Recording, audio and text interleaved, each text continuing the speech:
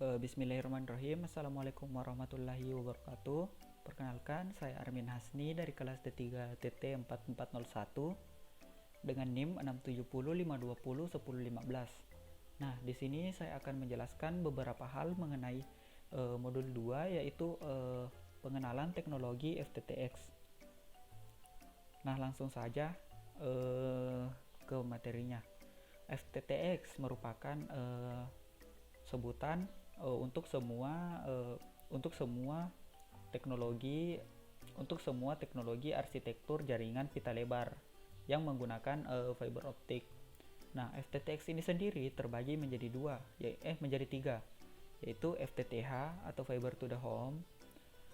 Fiber to the home ini merupakan instalasi dan penggunaan kabel fiber optik yang membentang dari kantor pusat langsung menuju ke rumah atau perkantoran pelanggan. Nah, FTTB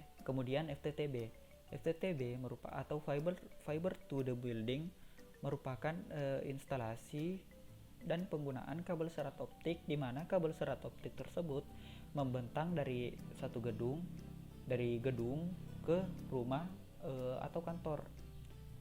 Yang ketiga yaitu fiber FTTC atau fiber to the core, merupakan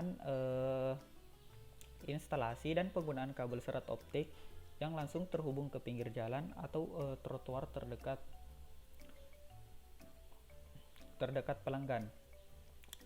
Nah, baik, saya akan menjelaskan beberapa hal mengenai konfigurasi atau arsitektur dari FTTH. Nah, FTTH ini berawal dari Optical Line Terminal atau OLT. Nah, OLT ini merupakan perangkat aktif yang terdapat pada Central Office. Nah, yang terdapat pada kantor pusat yang berfungsi sebagai antarmuka sentral dengan jaringan yang dihubungkan ke satu atau lebih jaringan distribusi optik. Nah, dari OLT kemudian dihubungkan dengan ODF atau Optical Distribution Frame. Optical Distribution Frame merupakan perangkat tempat terminasi awal kabel serat optik. Nah, ODF ini juga memiliki fungsi sebagai tempat untuk monitoring apabila pada kabel serat optik, fiber optik terjadi masalah. Nah, di sini di ODF ini dimonitor. Kemudian dari ODF dihubungkan dengan kabel feeder ke ODC. Nah, kabel feeder ini sendiri merupakan kabel feeder merupakan kabel fiber optik yang diterminasi pada ODF yang berfungsi untuk menyambungkan ODF dengan ODC. Nah, yang kemudian ODC yaitu Optical Distribution Cabinet. Nah, ODC ini merupakan perangkat pasif yang diinstalasi di luar sentral atau di outdoor begitu. ODC memiliki fungsi sebagai titik terminasi ujung kabel feeder dan pangkal kabel distribusi. Nah, dari ODC kemudian disambungkan melalui kabel distribusi disambungkan ke ODP. Nah, kabel distribusi sama seperti kabel feeder berfungsi untuk meneruskan sinyal optik dari ODC menuju ke ODP.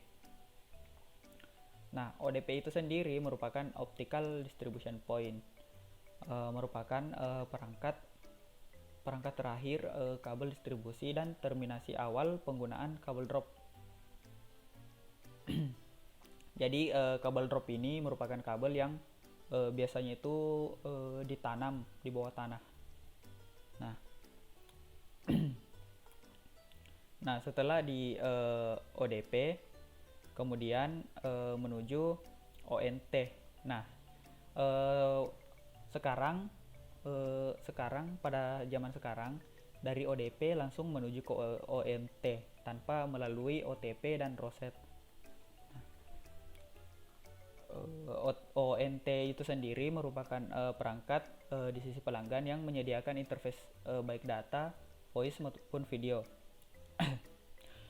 ONT ini sendiri merupakan perangkat yang berfungsi untuk menerima traffic dalam format optik dan mengkonversinya dalam bentuk yang diinginkan seperti data, voice, dan video.